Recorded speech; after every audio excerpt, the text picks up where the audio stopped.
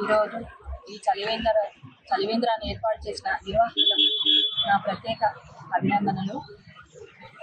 ఈ చలివేంద్రాన్ని ప్రజలు వినియోగించుకోవాలని కోరుకుంటూ, మరియు ప్రజలు ఎండలు చాలా తీవ్రంగా ఉన్నాయి కాబట్టి జాగ్రత్తగా ఉండాలని, మధ్యాహ్నం సమయంలో అత్యవసరం అయితే తప్ప బయటకు రావద్దని, మరియు ఈ సమాజ సేవలో అందరూ పాల్గొనాలని, ఇలాగే సేవ చేసే అదృష్టాన్ని కలిగించిన ప్రతి ఒక్కరికి ప్రత్యేక ధన్యవాదాలు తెలుపుతున్నాను.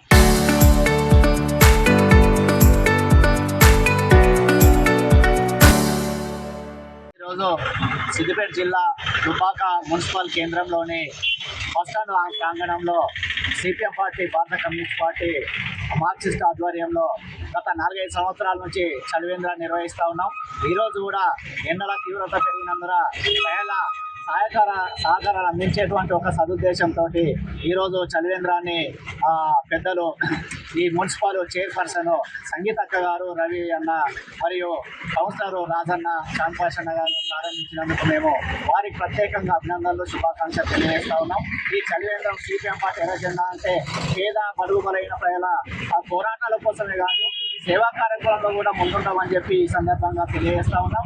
ఈ యొక్క చలివేంద్రాన్ని ప్రజలందరూ సద్వినియోగం చేసుకోవాలని దుబ్బాక మున్సిపల్ పరిధిలోని వివిధ ప్రాంతాల నుంచి వస్తున్నటువంటి ప్రజలందరూ కూడా ఈ యొక్క చలివేంద్రాన్ని సద్వినియోగం చేసుకొని ఆ ఎండల తీవ్రతను దృష్టిలో పెట్టుకొని తమ ఆరోగ్య క్షేమాలను కూడా కాపాడుకోవాలని చెప్పి సిపిఎం పార్టీగా ప్రజానీకానికి, కార్మిక వర్గానికి, అన్ని వర్గాల ప్రజలకు మేము విజ్ఞప్తి చేస్తా ఉన్నాం.